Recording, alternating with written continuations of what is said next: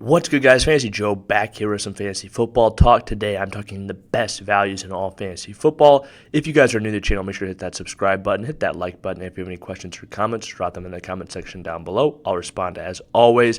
Make sure to hit that sub button. I have a ton of league winners, rankings, values, busts, sleepers, all that stuff's on the channel, so check it all out. Mock drafts that drop every Monday. Let's talk values.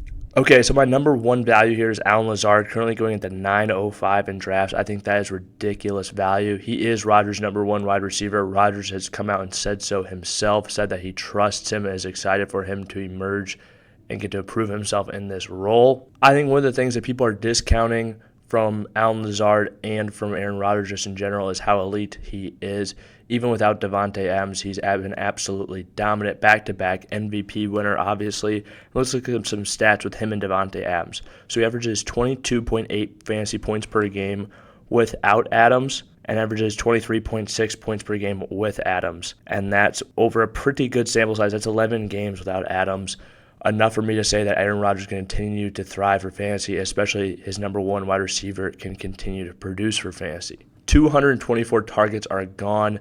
Davante Adams out of town. Marquez Valdes-Scantling out of town. Lazard was the only guy that was really utilized on the team last year. Caught 8 touchdowns. Was already utilized in the goal line area.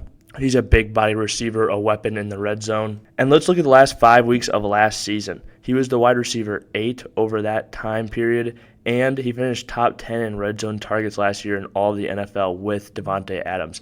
I think those red zone targets go up dramatically now that Davante Adams is gone.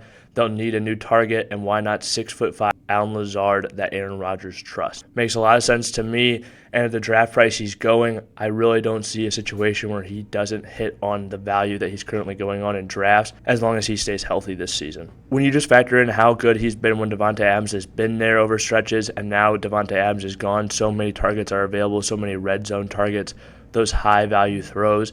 I think a number of those are coming his way, especially at the beginning of the season where he's going to work in these rookie wide receivers. Lazard's going to be ready to go and ready to dominate for your fantasy football team. Love drafting him in the 9th round of drafts. Next up, I've got Kareem Hunt, and let's talk about just how good Kareem Hunt is. So in 2020, he was a top 10 running back in half-point PPR. That's where he finished.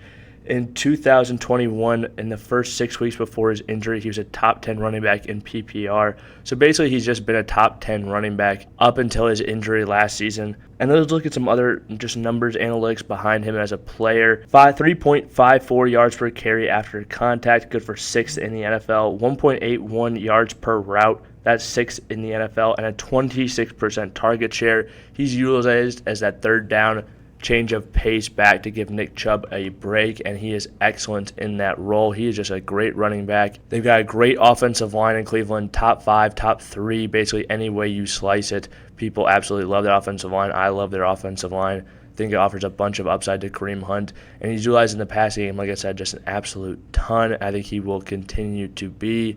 I think one of the reasons that Kareem Hunt is staying where he currently is in drafts, going to 609, which I think is too far down. He finishes as an RB2, worst case scenario, I think, with the usage we know he's going to get and just how good he is at football. And he has RB1 upside, especially on a weekly basis. He obviously has a ton of upside if Chubb is to go down to injury as well. I think people aren't factoring that in.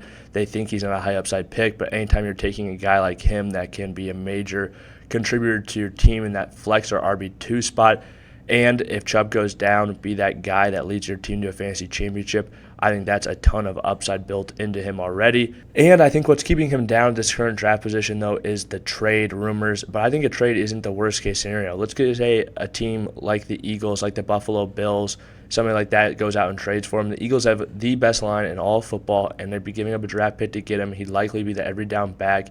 Any team that basically would be acquiring Kareem Hunt, he would most likely be the most talented running back on the roster. I'd say there's very rare exceptions. So I think even in the event that he does get traded, I still think he's a value at this current ADP. If we're looking at those teams where he's most likely going to become a starter now, I don't think that's the worst thing, and I think the uncertainty is pushing him down draft boards, and I will capitalize on people's uncertainty and have no problem taking him at the back end of all the 6 rounds that I am in.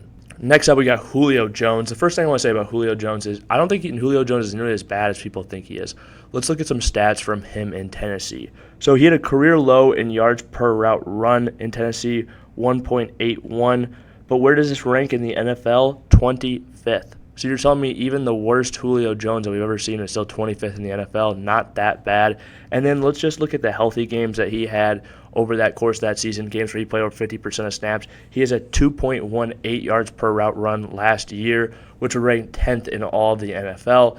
Not too shabby at all. Now we look at the scenario he's going to. Rob Gronkowski's retired. Antonio Brown is out of town. Chris Godwin has a torn ACL. All of a sudden, there's a lot of targets in the most pass-heavy scheme in all of football. Tom Brady had 719 attempts last year, and Julio Jones is going from Tennessee, one of the most run-heavy, with Ryan Tannehill, to Tampa Bay, the most pass-heavy in football with Tom Brady.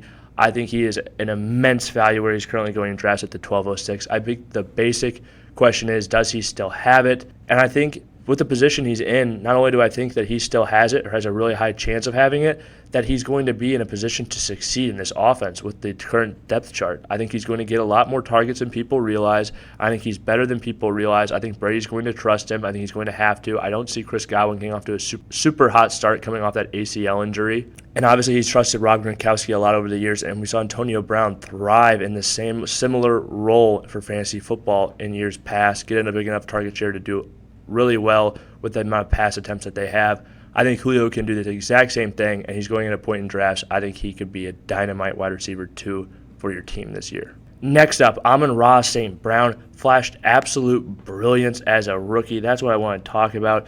Everyone acts like his stretch down the year doesn't matter because Hockenson was hurt, and so is DeAndre Swift. But still, to see a rookie wide receiver go out there and dominate the way he did, I don't think that should be discounted almost for any reason, to be honest with you. Wide receiver 3 overall in PPR from weeks 13 to 18 last year. Won plenty of people fantasy football titles. But now we're saying that TJ Hawkinson's back. All his targets go back to 0. He's not going to be a fantasy factor, and we should take him in the 7th round, 11th pick in your drafts. That doesn't really make a whole lot of sense to me. You're looking for players that can flash the type of brilliance he had, and he did that as a rookie. All these wide receivers coming into year 2, we also had these year 2 breakouts for these wide receivers. But a guy who last year finished as a wide receiver 21 as a rookie is just getting bodied and going outside wide receiver 30. That doesn't make a whole lot of sense to me, especially when we look at the game script for this team. 6.5 over-under for wins for the Lions. They are likely going to be in negative game scripts where they're going to be throwing the ball. Jared Goff, their quarterback, has already talked about trusting Amon-Ra St. Brown out of the slot as a safety blanket. He had 90 receptions last year. They didn't bring in Tyreek Hill or anything like that, like Jalen Waddle, who had 104 receptions last year. Now they're bringing in a true number 1 wide receiver. Amon-Ra St. Brown, I think, could continue to be a major part of this offense. I think he proved that with the weapons they currently have, he is the guy there. Sure, TJ Hawkinson's back. Sure, DeAndre Swift's back. I think these guys will be involved to be major parts of the game plan.